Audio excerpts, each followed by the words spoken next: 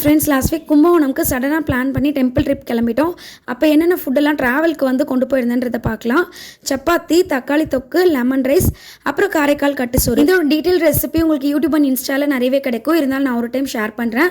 புளிசாதத்தை விட ரொம்ப easy and டேஸ்டியும் கூட. குக்கரில் கொஞ்சம் தாராளமாகவே எண்ணெய் விட்டுக்கோங்க. 20 காஞ்ச மிளகாய், 2 ஸ்பூன் சீரகம், 2 முழு பூண்டை தட்டி சேர்த்துக்கோங்க.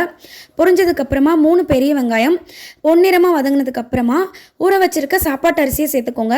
நான் வந்து 3 டம்ளர் சேர்த்துருக்கேன். இதில் வந்து 6 பேர் தாராளமாக சாப்பிடலாம். அரிசி நல்லா ஒரு தரம் கலந்து விட்டுட்டு ஒரு முழு தேங்காவில் எடுத்த திக்கான பால், 3 எலுமிச்சை சைஸ் அளவுக்கு புளி ஊற வச்சு அந்த புளி தண்ணி ரெண்டையும் சேர்த்து உங்கள் சாப்பாட்டு அரிசிக்கு என்ன அளவுக்கு தண்ணி வைப்பீங்களோ அந்த அளவுக்கு தண்ணி சேர்த்துக்கோங்க. அதாவது புளி தண்ணியும் தேங்காய் பாலும் சேர்த்து 1 கப் அரிசிக்கு 2.5 கப் அளவுக்கு சேர்த்துக்கோங்க. கூடவே மஞ்சப்பொடி, கட்டி பெருங்காயம், தேவையான அளவுக்கு உப்பு சேர்த்து கருவேப்பிலை இருந்தால் அதையும் சேர்த்து 2 விசில் வச்சு ஆஃப் பண்ணிக்கோங்க. தேங்காய் பாலும் புளி தண்ணியும் சேர்த்துருக்கோமே, கெட்டு போயிடுமோ நல்லா இருக்குமோன்னு டவுட்டே வேணாம், ரொம்ப சூப்பராக இருக்கும்.